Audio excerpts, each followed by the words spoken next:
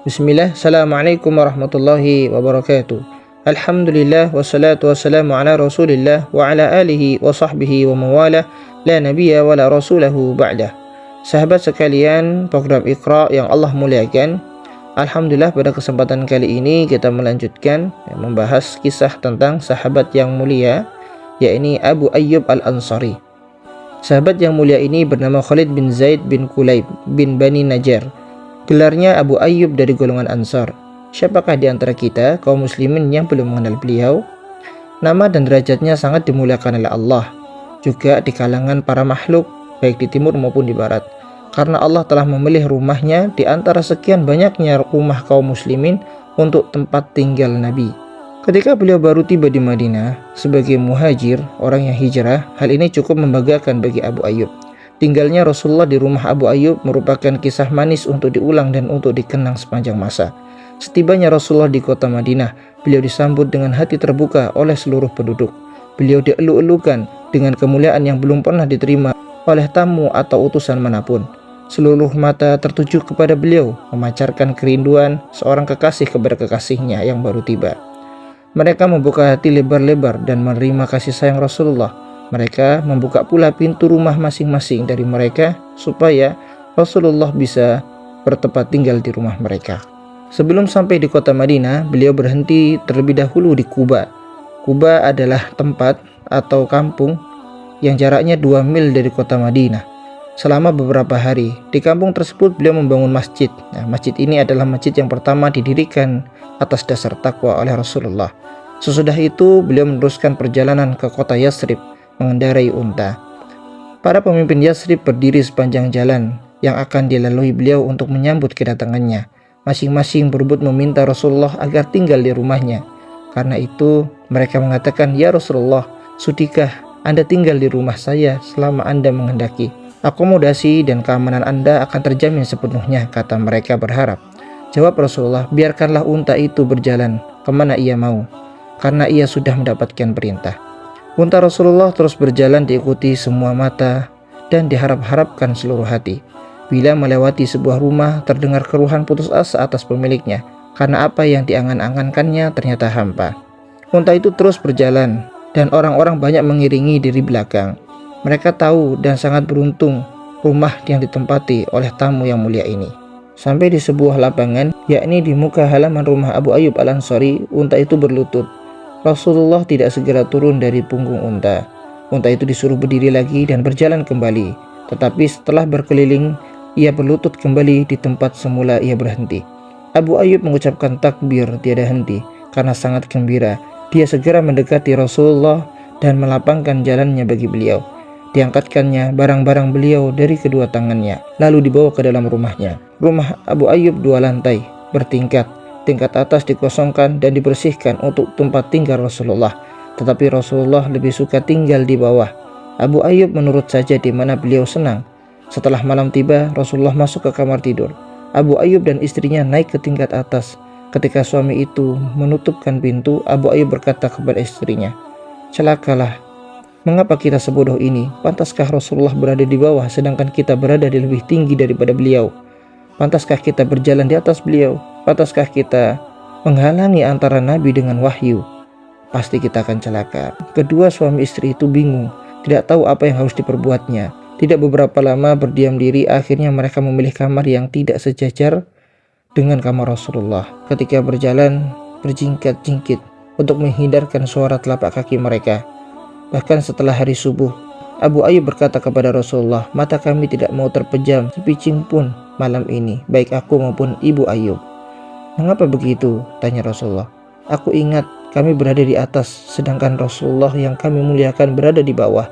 Apabila bergerak sedikit saja, debu akan berjatuhan mengenai Rasulullah.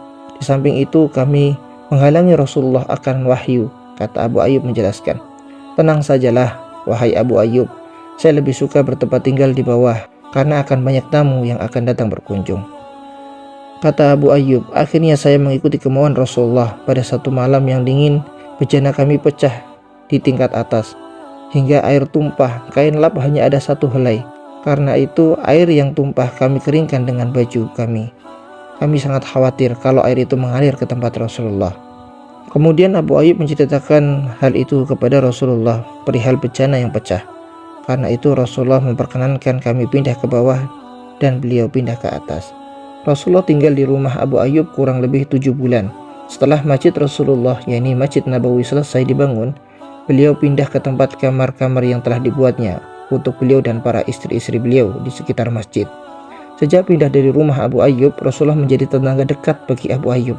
Rasulullah sangat menghargai Abu Ayyub, suami istri ini, sebagai tetangga yang baik. Abu Ayyub mencintai Rasulullah sepenuh hati. Sebaliknya, beliau mencintai pula dengan sepenuh hati, sehingga mereka saling membantu setiap kesusahan masing-masing.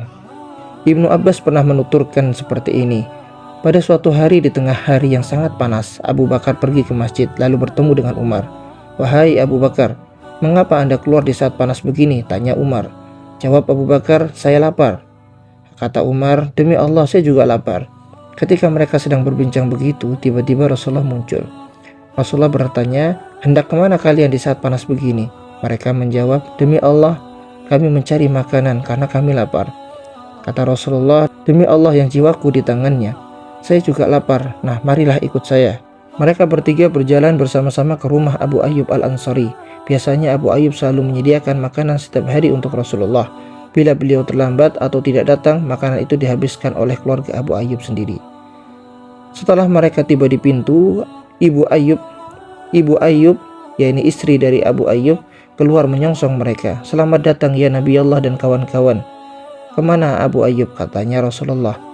Ketika itu Abu Ayyub mendengar suara Rasulullah SAW lalu bergegas menemui beliau.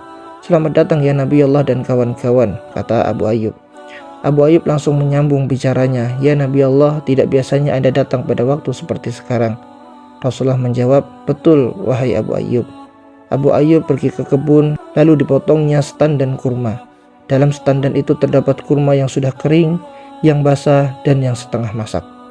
Kata Rasulullah, "Saya tidak menghendaki engkau memotong kurma setandan begini. Alangkah baiknya jika engkau petik saja yang sudah kering." Abu Ayyub menjawab, "Ya Rasulullah, saya senang jika Anda suka mencicipi buah yang kering, yang basah, dan yang setengah masak. Sementara itu saya menyembelih kambing untuk Anda bertiga." Rasulullah berkata, "Jika engkau menyembelih, jangan disembelih kambing yang sedang menyusui." Abu Ayyub menangkap seekor kambing lalu disembelihnya. Ia berkata kepada Ibu Ayyub, "Buat adonan roti, engkau lebih pintar membuat roti." Abu Ayyub membagi 2 sembelihannya, separuh digunakan untuk gulai dan separuh lagi dipanggang. Setelah masak, maka dihidangkannya ke hadapan Rasulullah dan para sahabat. Rasulullah mengambil sepotong gulai kambing, kemudian diletakkannya di atas sebuah roti yang belum dipotongnya. Rasulullah berkata, "Wahai Abu Ayyub, tolong antarkan ini kepada Fatimah. Sudah beberapa hari ini dia tidak mendapat makanan yang enak seperti ini." Selesai makan, Rasulullah berkata, "Roti, daging, kurma kering, kurma basah, dan kurma setengah masak." Air mata beliau mengalir ke pipinya.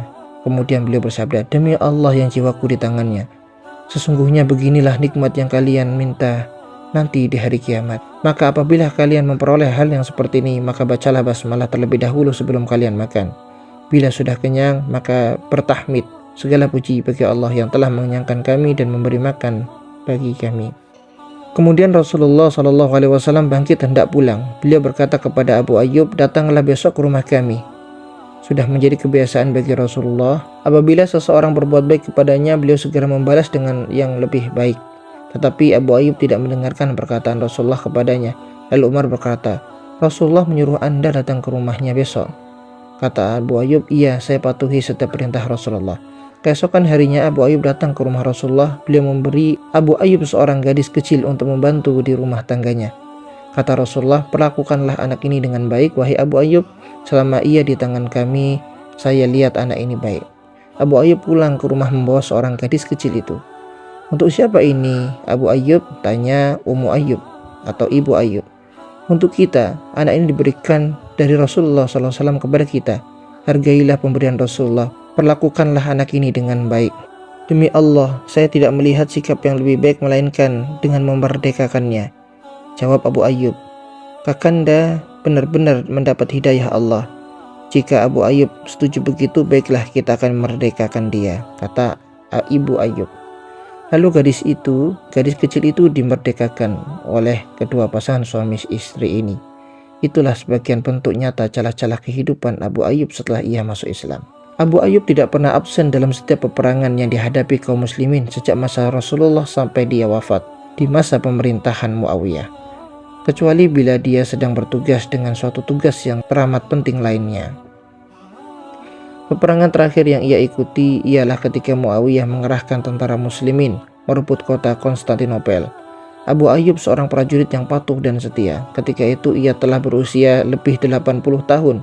Suatu usia yang boleh dikatakan usia uzur, tetapi usia tidak menghalanginya untuk bergabung dengan tentara kaum muslimin di bawah bendera Yazid bin Muawiyah. Ia tidak menolak mengarungi lautan, membelah ombak untuk perang fisabilillah. Tetapi belum beberapa lama ia berada di dalam medan peperangan tempur untuk menghadapi musuh. Abu Ayyub jatuh sakit. Abu Ayyub terpaksa istirahat di perkemahan, tidak dapat melanjutkan peperangan karena fisiknya yang sudah lemah. Lalu Yazid mengunjungi Abu Ayyub yang sakit tersebut. "Adakah sesuatu yang Anda hendaki, wahai Abu Ayyub?" Lalu dijawab oleh Abu Ayyub, "Tolong sampaikan salam saya kepada seluruh tentara kaum muslimin.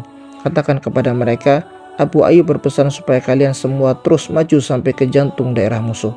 Bawalah saya beserta kalian. Kalau saya mati, kuburkan saya di dekat pilar kota Konstantinopel."